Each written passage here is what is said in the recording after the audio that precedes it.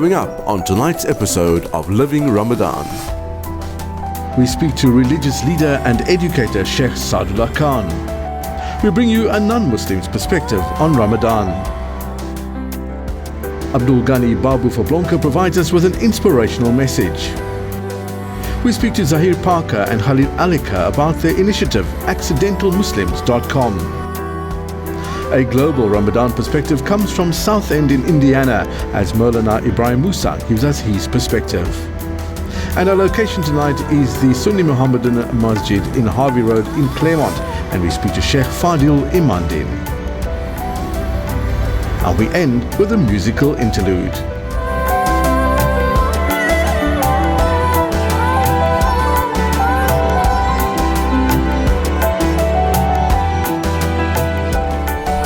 Salam and welcome to today's episode of Living Ramadan. We find ourselves in Claremont at the Sunni Mohammedan Masjid in Harvey Road in Claremont, a mosque which celebrated its centenary last year, which makes it 101 years old, certainly steeped in history.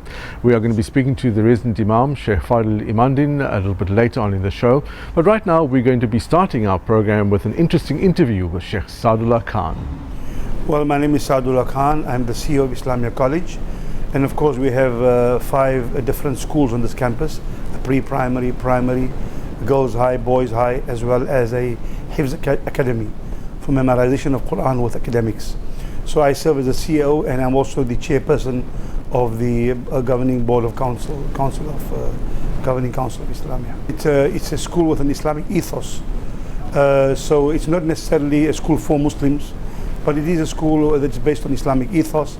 And of course the universal values and principles common to all faith traditions are imbibed and manifested here.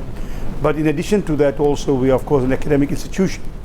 And very often you find that institutions of learning which are religious tend to focus less on sports and those things that may be of appeal, the extramural kind of a thing. So what we have done is, besides academic excellence, in fact last year we have produced 21 A's, which is our best result in our history. So academics, but also coupled with the notion of the extramural of sports. And over the past 3 years, this seemingly religious school has produced over 70 Western Province, sports persons in 8 different categories of sport. So this year, Ramadan, part of it will be in the exam period. And what we do in Ramadan normally, first of all, exam period, kids go home after the exams. So there will be a shorter day, both Ramadan coupled with exams, but also we have a heightened level of consciousness where we try to bring to the fore the importance of reflections on spiritual matters on a daily basis, as well as a spirit of generosity, where we have classes raising funds, raising money, seeing to orphans, and various philanthropic projects are undertaken by the school, particularly during this month. Each city and each country is unique. Even in the United States, you'll find that it differs from place to place, depending on the cosmopolitan nature of that place. Like I was living in LA, very cosmopolitan. Some other parts are not as cosmopolitan as New York. So you'll find a variety of cultures. There's an international feel, even when you have iftar and so on. What they eat and how they come and how they do certain things and how they engage is very different, very enriching. However, there's a greater sense of community in South Africa, I think, because people virtually live around the mosque. They walk towards the mosques. So very often you find that there's an atmosphere almost of being in a Muslim environment. Whereas in America, you normally would go to a mosque and meet the people inside. But around the mosque, you don't have an atmosphere of Ramadan except within the mosque. In Cape Town, of course, in particular, it's very unique, where you have a overwhelming atmosphere of it being Ramadan. The very fact that it is a month of high intensity spiritual reflection and rejuvenation, I think of course throughout your life you ought to be good, but Ramadan is just a period of high intensity training, I believe, spiritual and moral training, where you abstain from the basic fundamentals of life. I mean, if I were to pray all day, I could do that. If I give charity all day, I could do that. But if all the world were to fast all the time, nobody would survive. Because why? You abstain from the basic necessities of life, eating and drinking. If all people stop eating and drinking, if you do this worship continuously, there'll be no human beings. And if you can't procreate either, there's no intimacy while fasting. So in other words, all human life will come to an end if you continuously fast, and if everyone were to do that. So it shows that you abstain from the basic necessities of life, the fundamentals of life.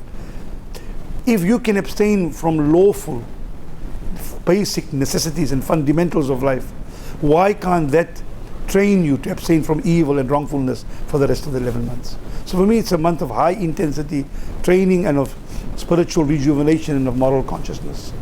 And I think besides just abstaining from food, it also engenders a spirit of philanthropy and generosity of spirit, caring for others. In fact, you can't celebrate Eid al-Fitr, which is the end of Ramadan, unless you feed some other person who may be in need before you celebrate.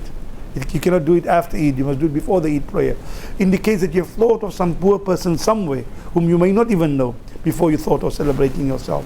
Just there's a synergy between social consciousness, spirituality, individuality and community. It's always a pleasure to listen to the voice of Sheikh Saudullah Khan, and he imparts some great wisdom, and especially working with the youth at Islamiyah College. We are at our location today, which is the Harvey Road Mosque in Claremont, and it's the Sunni Mohammedan Masjid. There have been many Imams who served on the Imamate here, and if we think back to many, many years ago, the first Imam here was the Imam Nizamuddin Mulaji, and thereafter there were Imams like Imam Amin Barans, there was also Imam Hassan Mustafa. In more recent years, it was Sheikh Abdullah Abdurrauf, and thereafter Imam Ali Khidin took over for many, many years, and due to ill health, the Imam who was his assistant at the time, Sheikh Fadil Imandin, then took over the permanent residency as the Imam, and he is the current Imam at the mosque right now. For now, we are going to be finding out about a non-Muslim's perspective on Ramadan. I think Ramadan, it's a very important time of the year for Muslims and Christians, because there's a sense of inclusivity, a sense of community. I'm Christian and I come from Claremont, but I find that Ramadan is a time of month that just joins everyone. And obviously there's the lovely eats and treats and dates. I think that's my favorite part, but just a togetherness despite all our differences. The area that I'm standing in here now is part of the renovation process that took place a few years ago. This wasn't part of the existing masjid here in Harvey Road. So this area is used mainly for the overflow of men on a Jummah Salah and as well as for Eid. But at other times for other Salahs as well as for the Tarawih prayers, often it is utilized by ladies as well. There's a section upstairs which is actually part of the old section, which was reserved specifically for the lady Jummah as well. So right now though, we are going to be looking at a very interesting duo, that is Zahir Parker and Khalil Aleka, who have recorded a series of podcasts under the banner accidentalmuslims.com. But first, an inspirational message from Babu for Blanca. The sure recipe for turmoil is when you harbor any kind of resentment. And sometimes it comes natural that you feel you want to resent something. You need to take that out of you, because when you do that, you create turmoil inside you, and when you create turmoil inside you, you automatically create turmoil outside you. In fact, it affects everybody around you. So really, if you want an effect in your life that's positive, then you need to make sure that you act inside you in a positive way. Remove resentment, jealousy, or any kind of negative feeling that can change the way you feel about yourself.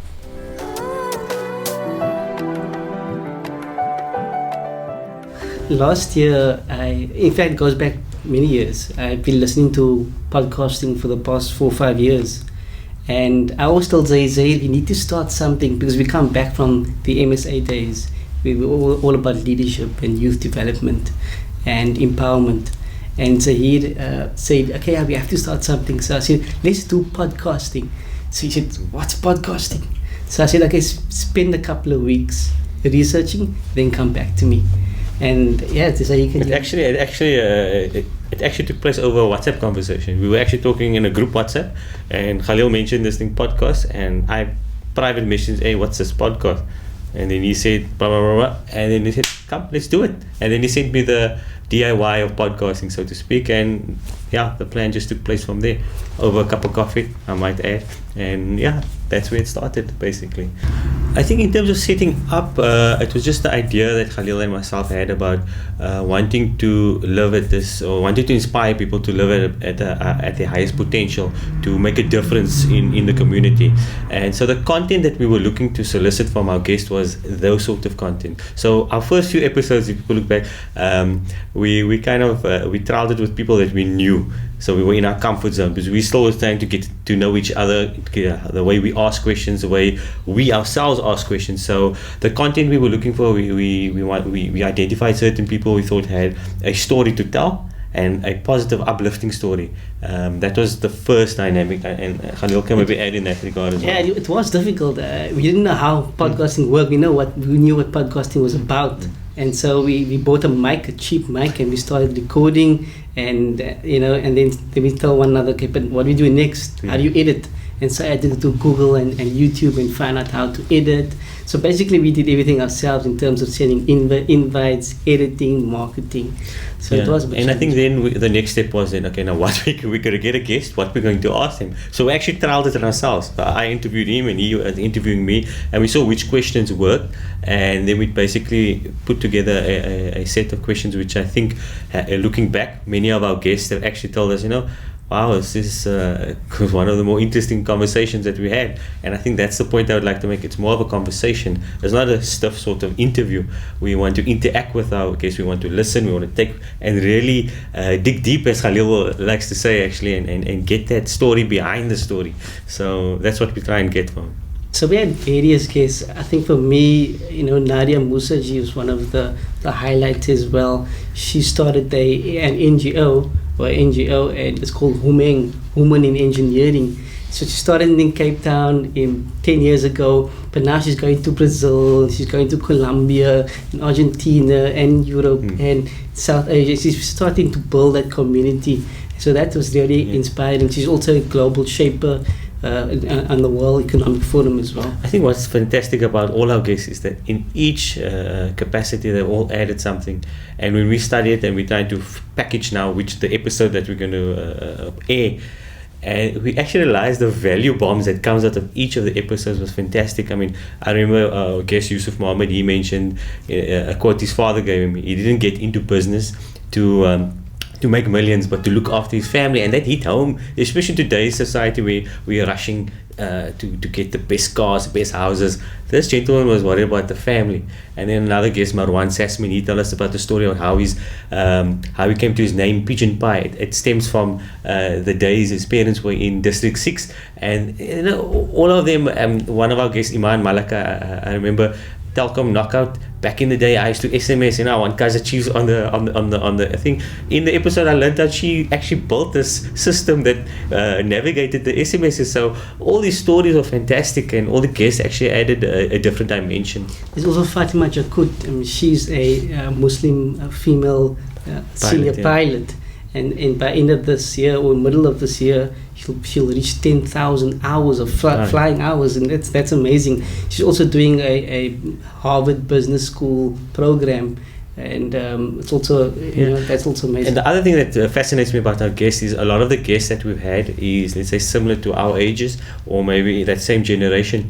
And what's fantastic, and this is for me the real essence of what I like about accidentalmuslims.com, is the fact that when we're younger and you look at the so-called leaders and shapers 20 years ahead, those people that we grew up are now taking these leadership positions, and they're making a difference. They're becoming the change makers in society. And I think that's kind of, you asked the question earlier about what sort of topics or what sort of guests we're looking for. Those sort of people that's enabling change. And it's not just the CEOs or the professionals. We're talking about the entrepreneurs, anybody that's making a difference in society. That's the type of guest that we want. For me, it's about getting closer to the Quran. I before many years I used to try and finish a khatam quickly as fast as possible. But what I've learned over the past 2 years is trying to understand the Quran, understand the message. So I even if I want to learn one surah for the whole Quran, for the whole Ramadan, and understand the meaning and the message from that. So it's Quran, and then also family. I think family is important. Having that iftars together. I think that's what's No, I important think for me. that's fantastic. I like the aspect of taqwa building. Someone asked me the question yesterday, in fact, and I said taqwa building because as an individual, if I want to impact society, I want to be a better father, I want to be a better son, I need to develop myself, and I use this month hopefully to discipline myself even more, and what I do, I hope I can sustain me throughout the year, so I'm trying to develop taqwa in that regard.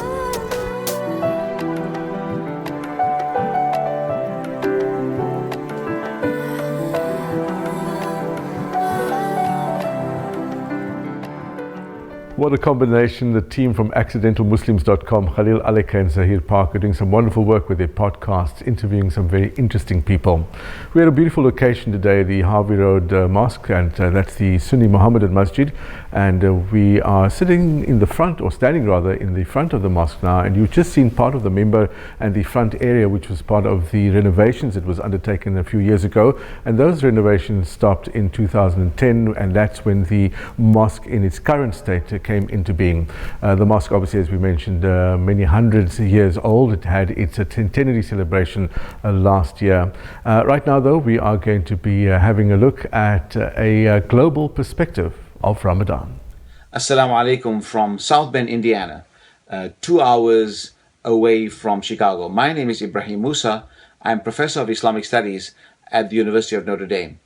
I'm delighted to talk to you about Ramadan in South Bend, Indiana, where we are about 150 to 200 Muslim families. We have an extraordinary spirit of camaraderie and togetherness in the month of Ramadan. During this month, of course, during the regular prayers that we do at the mosque, there's also Taraweeh and also Friday prayers. During the Taraweeh, we have a range of people who had memorized the Quran, who about 4 or 5 of them read the Quran to us. For the whole Quran is read here in the month of Ramadan.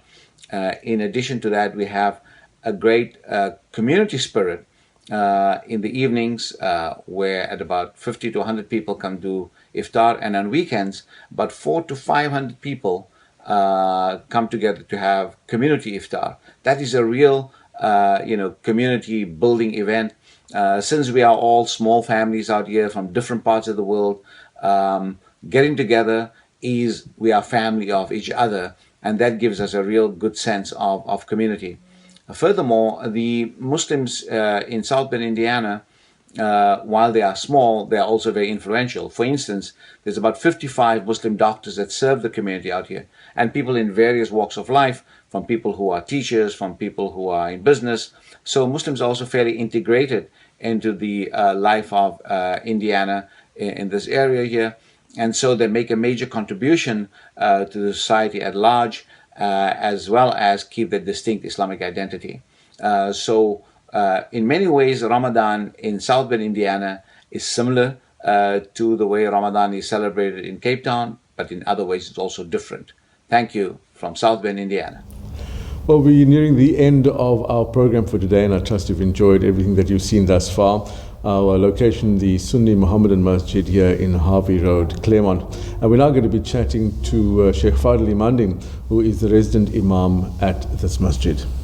Assalamu alaikum, Sheikh, and shukran for having us here at the Harvey Road Masjid. I say Harvey Road because it's my masjid, is where I grew up in, so it's a coming home of sorts. But you've come to the masjid as well. When did you start as the official Imam? Alhamdulillah, Bismillah ar-Rahman ar-Rahim. I began assisting at the masjid in the year 2010, on and off. I assisted with the khutbah on the Friday in the month of Ramadan and Eid, but officially I took the imamat in the very beginning of 2011, alhamdulillah. So since then to date I've been at Harvey Road Masjid. And you took over from Sheikh Ali Khir, Imam Ali Khir? Yeah, in fact I was assisting him. Imam Ali Khirdin was still at the masjid in 2011, but in the last 2 years Imam's health had deteriorated, and since then he's not been as often at the masjid. But we still consider Imam to be one of the Imams of the masjid, alhamdulillah. Definitely, we make dua that Allah grant him shifa, inshallah. Ameen, ameen. What programs are there at the masjid during the month of Ramadan? Alhamdulillah, because of the location of the masjid, the community is not that big. So we have our Taraweeh, which we complete the entire Quran during the month of Ramadan. We have our lecture after the night of Taraweeh. And in the month of Ramadan, a few weeks ago, we had an iftar program where we invited an orphanage and we hosted them for the day. Alhamdulillah, we had a dhikr program. We were addressed by one of the shuyukh, and we broke our fast with them, alhamdulillah, which was very inspiring during the month of Ramadan. And that is something that we keep, and obviously the Eid program coming, inshallah, that will also be at the Masjid, inshallah. Something that I find quite interesting about the Masjid as well is that a lot of the former residents of Claremont still come and gravitate back to the Masjid for Tarawih as well as for Eid especially. Yeah, no, inshallah, for Jummah also as well. You know, the residents really love this Masjid, alhamdulillah. And if you come to the Masjid, you'll know why. You know, there's a warmth in the Masjid when you enter, the people are friendly. So yes, the people are not coming from next door to the Masjid, from across the road. They're coming from places like Grassy Park, from Surrey Estate, from Menenberg. They're still coming to, because this is their home ground. They grew up here, they still have an attachment, and even their children are still attending the Masjid, alhamdulillah. So this is the house of Allah, and their connection is, even though they have spread around Cape Town, their connection is still the Masjid here in Harvey Road, alhamdulillah. And on a Friday for Jummah, there's still a big attendance from the Livingston High School students and schools in the area as well? Now, alhamdulillah, Livingston High School actually takes up a quarter of the Masjid on a Friday for Jummah. And again, the CBD, the central business area, the people working at Kenwood Center, they also come and attend. So the Masjid is actually very full. In fact, we're standing outside on Fridays as well. So the Masjid is well attended on a Friday, alhamdulillah, for Jummah. We are in the last few days of Ramadan now, and Eid is pretty much on our doorstep. Just a message from your side. Now, alhamdulillah, the one of the biggest lessons of the month of Ramadan is that Allah Ta'ala teaches us in this month of Ramadan what our limitations are and what our achievements can be. You know, outside of the month of Ramadan, we don't achieve as much because we don't try hard enough. In the month of Ramadan, because of the absence of food and drink, we try to get closer because of the barakah of the month of Ramadan. So Allah is teaching us whatever we can achieve during the month of Ramadan is something that we can go over into the other 11 months of the year, and we can become that person, that Muslim that Allah Ta'ala wants us to be. So that is the basic lesson from the month of Ramadan. Whatever I achieve during the month of Ramadan, you know, the recitation of the Holy Quran, the dhikr, the adhkar, the sunnah salah in the form of tarawih. So outside the month of Ramadan, nothing stops me from doing and performing, you know, more than what is expected from me. So, you know, I need to look at myself and understand that I can achieve much more because Allah Ta'ala had created me special, and Allah Ta'ala loves me, and Allah Ta'ala wants me to achieve the best of achievements, which is Jannatul Firdaus. Amin thumma amin. May Allah grant us all that, and that is something that we all can achieve. So that is what we need to take from the month of Ramadan, inshallah. Shukran for your time, Sheikh, and we appreciate you having us here today. Alhamdulillah. Ahlan wa sahlan. Sheikh Fadil Imandin, the resident Imam here at the Sunni Muhammadan Masjid in Harvey Road, our location for today's episode of Living Ramadan. We have come to the end of today's program, and we hope that you'll join us again tomorrow night, inshallah, same time, same place on Deen TV for another edition of Living Ramadan. I end off by saying, as I always do, to cherish every moment in the company of the special people in your life. Let them know as often as you can that they are important to you and that you appreciate having them around. I share this greeting with you. I wish you peace and blessings.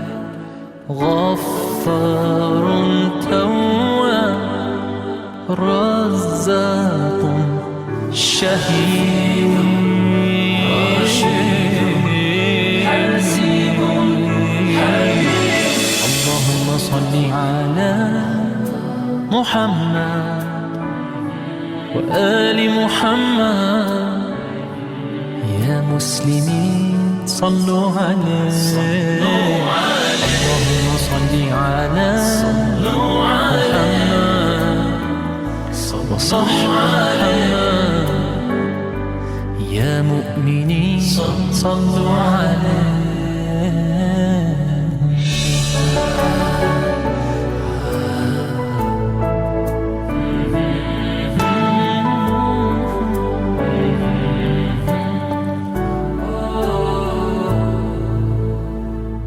لطيف خبير سميع بصير جليل رقيب مجيب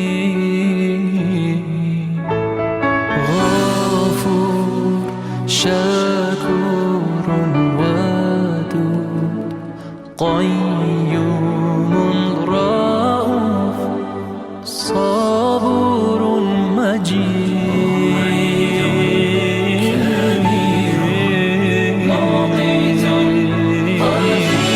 اللهم صل على محمد وآل محمد